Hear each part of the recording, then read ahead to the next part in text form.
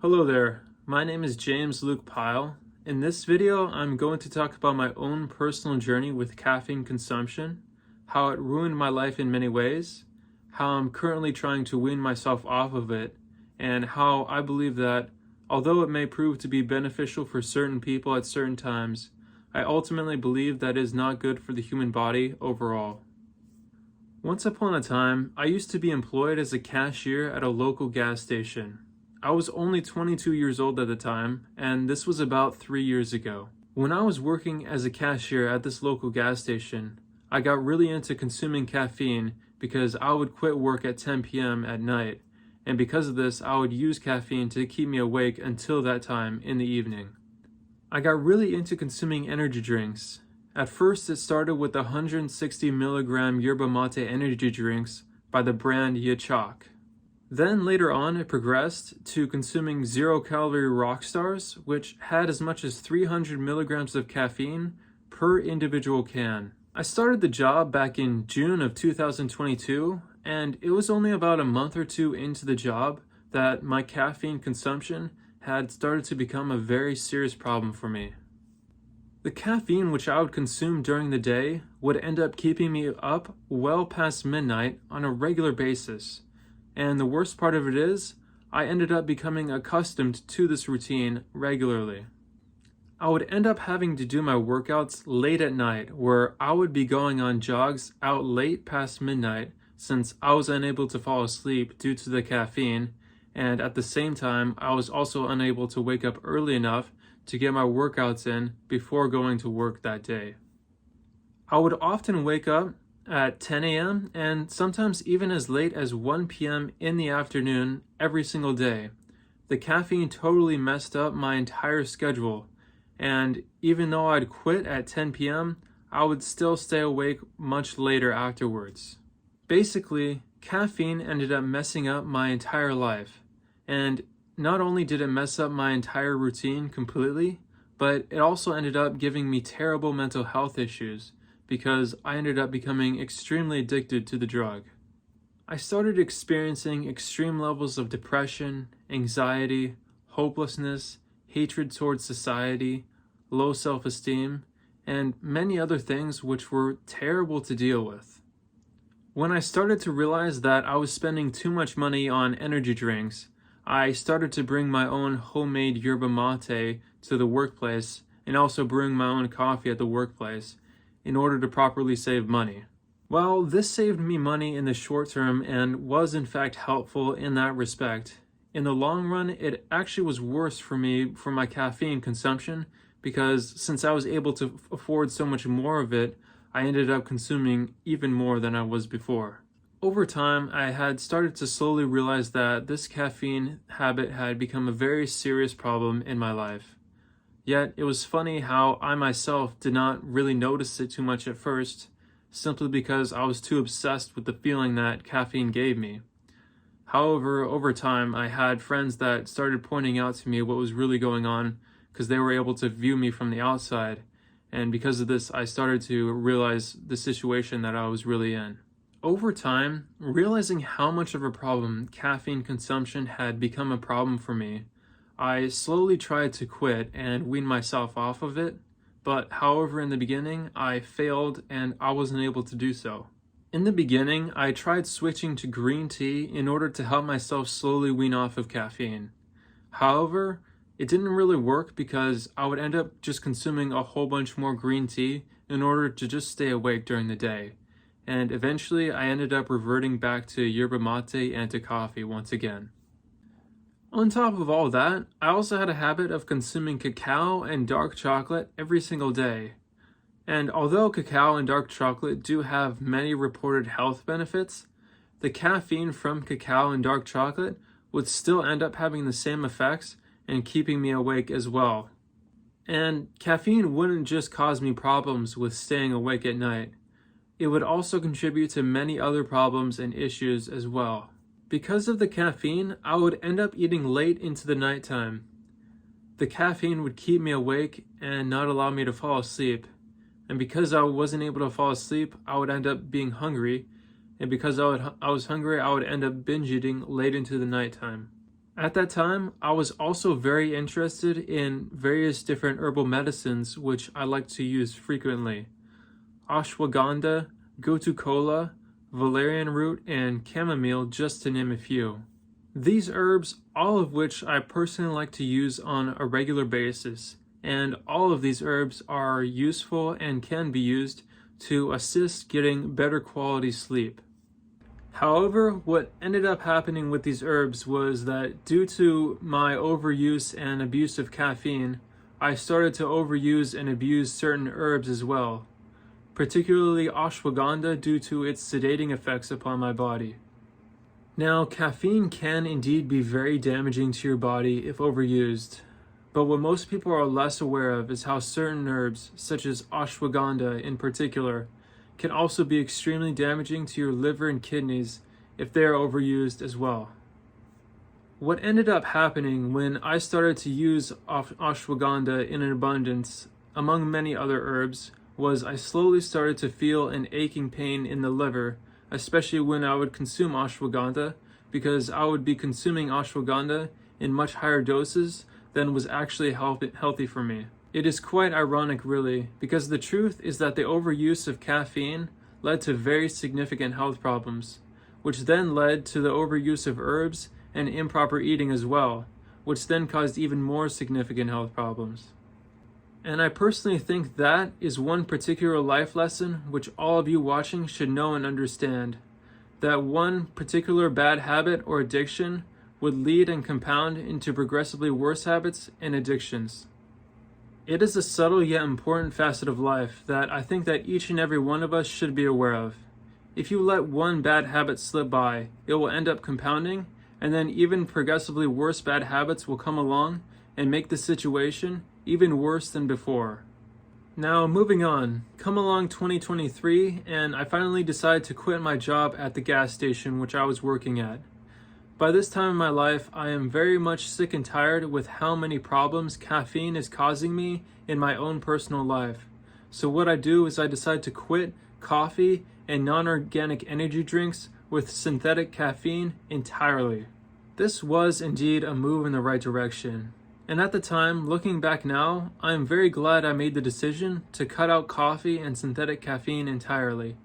However, as I will further explain in this video, that decision by itself was not even close to enough to really reduce the harmful effects that caffeine was really having on my body. It was only just a small stepping stone in the process. The problem that I see with many health experts today, and especially those in the holistic health space, and also those who are not, is the promotion of the many different benefits of caffeine. In this video, in addition to telling my own personal story, I would also like to break down my own personal beliefs and truths about why I believe that there are many false truths being propounded by modern health experts, and what I believe the real truth of caffeine really is. There are a lot of different health experts nowadays promoting the benefits of drinking coffee, green tea, and yerba mate, primarily due to their antioxidant properties, ability to support heart health, and support mental focus. Now, many of these claims on caffeine are indeed true, and I'm not here to say that they are wrong. However, many of these studies only tend to point out the benefits of consuming caffeine without its many negative side effects as well.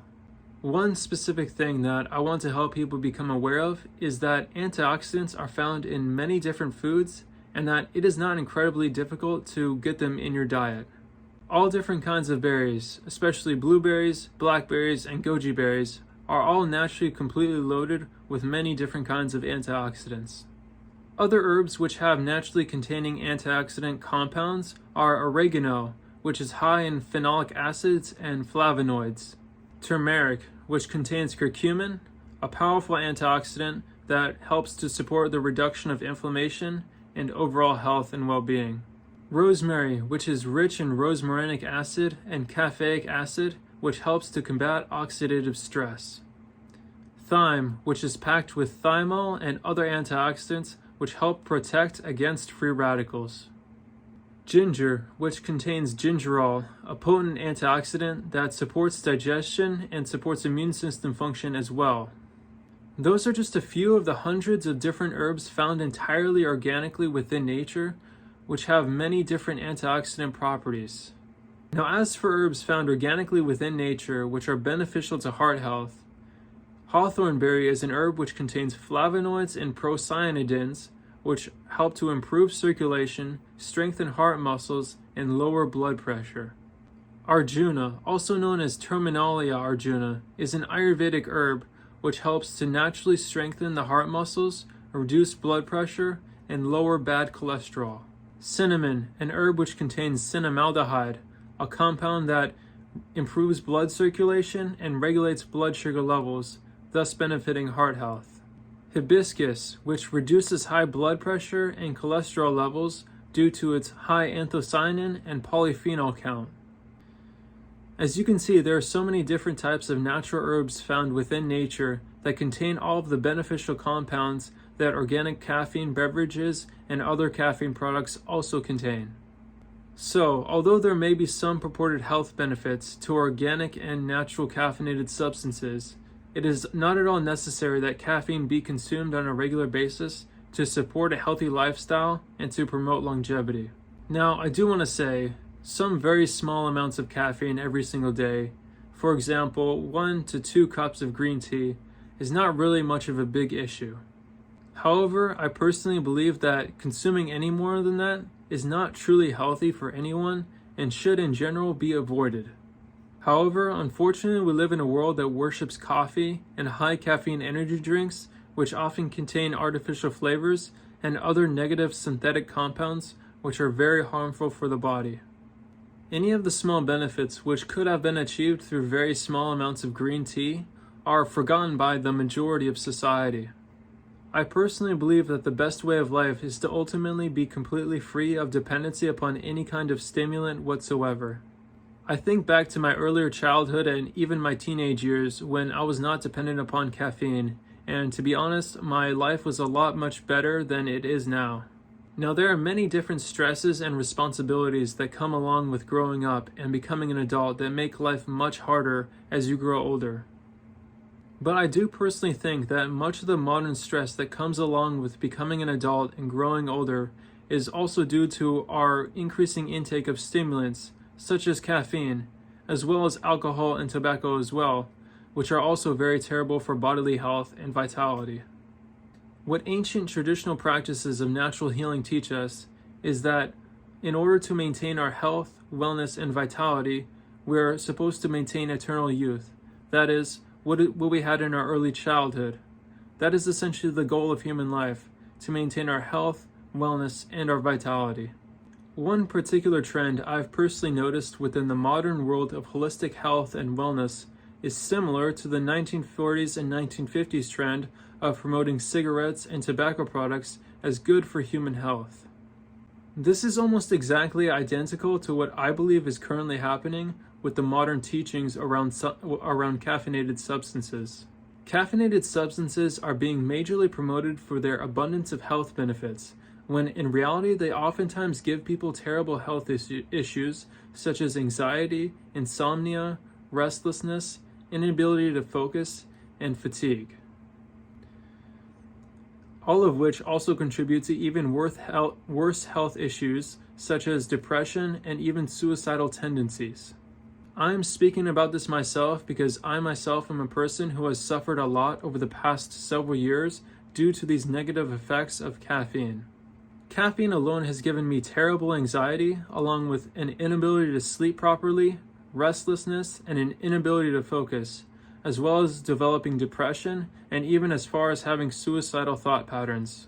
I am creating this video because I want to share with you my own personal journey and why I have personally suffered so much from caffeine consumption, and why I believe that much of modern media's propounding of caffeine's health benefits is mostly misguided. I believe that people should have access to the complete truth about what they should and should not do for their health and wellness, and not have to be swayed by various claims which are backed by corporations about what they should do for their own health and well-being. Now, back to my own personal journey with caffeine. Back in 2023, I honestly thought that as long as I was able to cut out more harsh and negative sources of caffeine, such as coffee and energy drinks, that I would be perfectly fine. However, this was completely untrue. I first cut out synthetic caffeinated substances of all kinds, including energy drinks which contained anything unnatural. After that, I eventually got rid of all of my coffee and all of my coffee making equipment which I had at the time. Coffee was especially hard on my body due to its highly acidic and drying nature.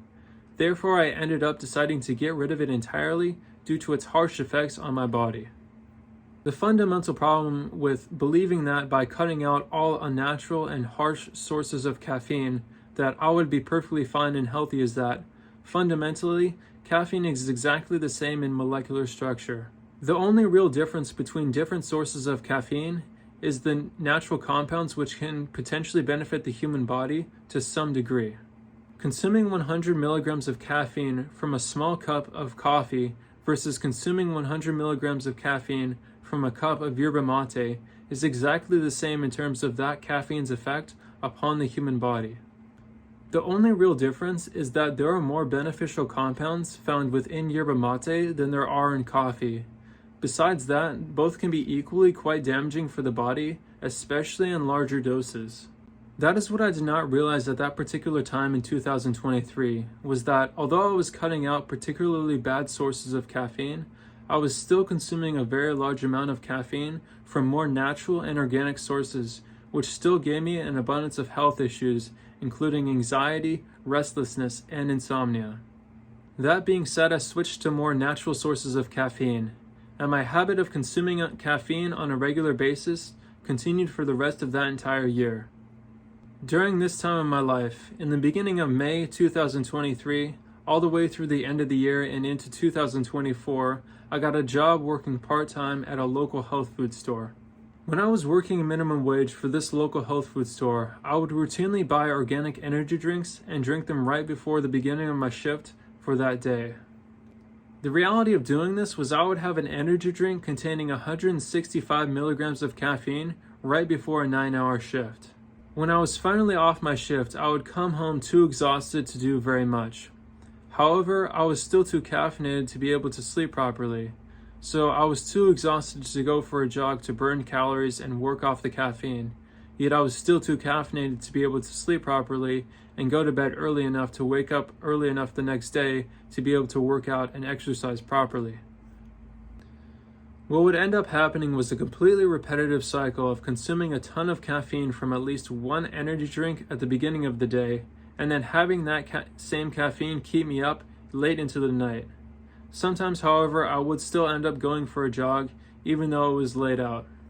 Yet it was still very problematic for my overall health, and the anxiety and restlessness I experienced on a regular basis was very detrimental to my overall well-being.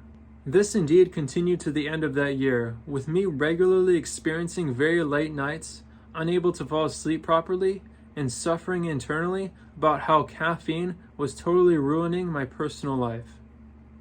Eventually came 2024, a new year, a new me. Now, for the most part, everything was the same this year, at least for the first half. However, I slowly started becoming more and more frustrated with my habit of regularly ruining my health with caffeine consumption. Eventually, over the course of the year, closer to summertime, I slowly realized that it was finally time for me to make a change in my personal life for the better. I started making very serious and strong implementations for my health and well-being. At first, I started only consuming 150 to 160 milligrams of caffeine per day, which is essentially equivalent to a regular certified organic energy drink. I would still consume certified organic energy drinks on certain occasions during this period of time.